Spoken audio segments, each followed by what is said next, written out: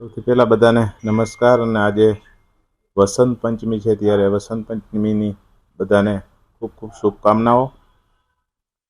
રાલો સંઘની વાત કરું તો ગઈ 10 તારીખની મિટિંગની અંદર અમારા ચેરમેન આદરણીય શ્રી નરેન્દ્રસિંહ જાડેજાને વિદેશ જવાનું હોય એને રજા રિપોર્ટ મૂકેલો છે.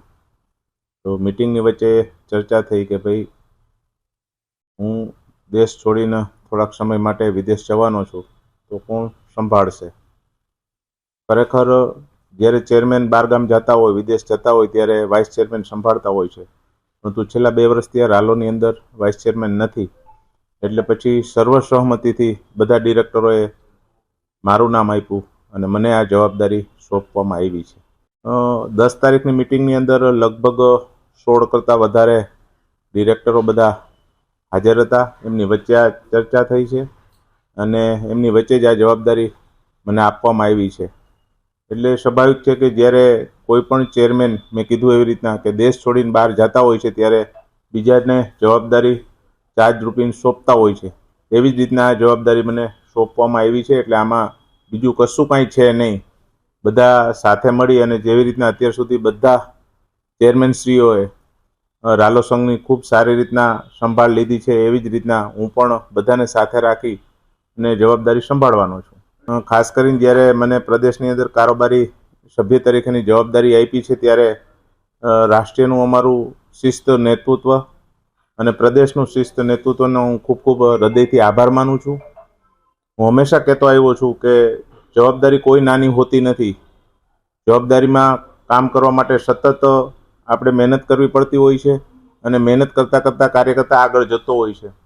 મને પાર્ટીએ છેલ્લા 25 વર્ષની અંદર ઘણી બધી જવાબદારીઓ આપી છે અને જવાબદારી સારી રીતના નિભાવવાનો મેં પ્રયત્ન પણ કર્યો છે અને નિભાવી છે. એવી જ રીતના જ્યારે પ્રદેશની અંદર મને કારોબારી સભ્ય તરીકેની જવાબદારી આપી છે, ત્યારે ખૂબ સારી રીતે મહેનતથી જે પાર્ટીની અપેક્ષા છે એ પ્રમાણે હું નિભાવવાનો પ્રયત્ન કરીશ. હું વાત કરું તો મેં કીધું એવી રીતના કોઈ જવાબદારી કાયમી હોતી નથી, જવાબદારી બદલતી રહેતી હોય છે. ઉદયભાઈ પણ એક અમારા વિસ્તારના ધારાસભ્ય છે, ખૂબ સારી રીતે લોકોના કામ કરે છે.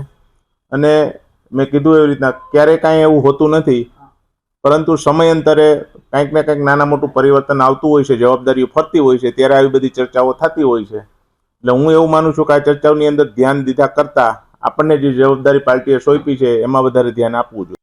ભારતીય જનતા પાર્ટીનો કાર્યકર્તા હંમેશા 5 વર્ષ લોકોની વચ્ચે રહી અને ચૂંટણીના મૂળમાં જ હોય છે.